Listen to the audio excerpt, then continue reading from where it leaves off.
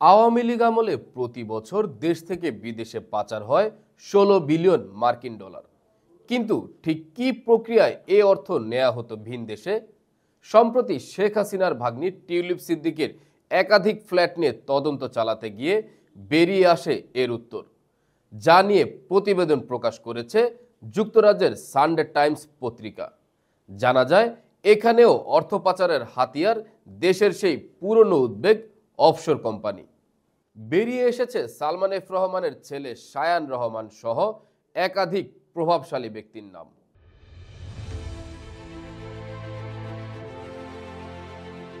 টিউলিপের বিরুদ্ধে দুর্নীতির অভিযোগ ওঠার পর থেকেই যেন উঠে পড়ে লেগেছে সানডে টাইমস। শুধু কয়টি ফ্ল্যাট তার দখলে সেটি প্রকাশ করেই ক্ষান্ত হয়নি, এবারে বেরিয়ে এসেছে কি উপায়ে সেই ফ্ল্যাটগুলো কেনা হয়েছে। যুক্তরাজ্যের হ্যামস্ট্রিড এলাকায় যে ফ্ল্যাটটিতে থাকতেন টিউলিপ, সেটি তাকে দেয়া হয় উপহার হিসেবে। সেই ফ্ল্যাটের নারী নক্ষত্র বের করেছে টাইমস। দেখা যায় ২০০০ সালে প্রায় ২.৫ লাখ পাউন্ডে ফ্ল্যাটটি কিনে নেয় পেড্রক ভেঞ্চার্স নামে একটি অফশোর কোম্পানি। ২০০০ সালে পানামা পেপারসে ফাঁস হওয়া একটি নথিতে দেখা যায় এই কোম্পানির সাথে জড়িয়ে আছে দুই বাংলাদেশি ব্যবসায়ীর নাম। তারা হলেন নাসিম আলী ও মাসুদ আলী নামে দুই ভাই। বাংলাদেশে শ্যামলিমা লিমিটেড নামে একটি প্রতিষ্ঠানের মালিক তারা। এ দুজনের নামে আরও একটি অফশোর কোম্পানির হদিস মেলে, যার নাম হারবার্টন SA। এই কোম্পানিটি থেকে বড় লোন নিয়ে ফ্ল্যাটটি কেনে পেড্রক ভেঞ্চার্স। এরপর বন্ধ হয়ে যায় সেটি। ৫ বছর পর রাতারাতি হারবার্টন SA কোম্পানিটিও বন্ধ হয়ে যায়।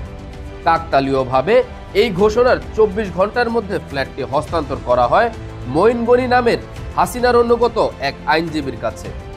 আর এই মঈন গনির কাছ থেকেই ৪ বছর পর ফ্ল্যাটটি পান শেখ রেহানার মেয়ে আজমিনা। তার কাছ থেকে টিউলিপ। এভাবে কয়েক হাত ঘুরে বেনামি বিদেশি প্রতিষ্ঠানের মাধ্যমে সম্পদের পাহাড় গড়তেন শেখ পরিবার, দাবি টাইমসের। ব্রিটেনের গোল্ডেন গ্রিন এলাকায় একটি ফ্ল্যাটে বেশ কিছুদিন ছিলেন শেখ রেহানা। ২০১৬ সালে ১২ মিলিয়ন ডলারের সেই ফ্ল্যাটটি কেনেন সালমান এফ রহমানের ছেলে শায়ান রহমান। এছাড়াও মেফেয়ার অঞ্চলে ২৭ মিলিয়ন ডলার ও গ্রসভেনার অঞ্চলে ৪২ মিলিয়ন ডলারের দুটি ফ্ল্যাট আছে তার। শায়নের বিরুদ্ধে অভিযোগ, দেশ থেকে ৮০ মিলিয়ন ডলার বিদেশে পাচার করেছেন তিনি। ধারণা করা হচ্ছে সেই অর্থ দিয়েই এই বিশাল বৃত্ত করেছেন।